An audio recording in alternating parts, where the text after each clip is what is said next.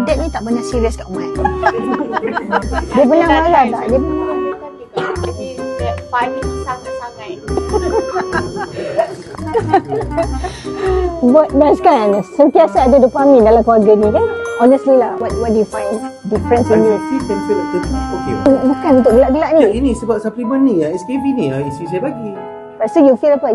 You rasa apa? Tenang? Asa tenang taklah sebab isteri saya tak bagi saya tenang.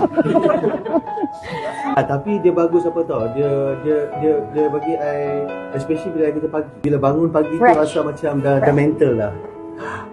Dia ready excited, to talk. excited. Betul.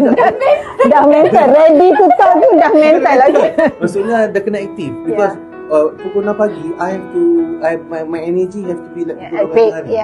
You know why? Ni sains sikit lah. Sebab when you have a deep sleep at night, so you malam otak you repair. Sebab tu bangun pagi you already fresh to go. And then dalam ni ada bahan nootropic tu, dia boleh bagi you for hormone, good hormone. Tadi I sebut tadi lah. Untuk abah makan ni sekali.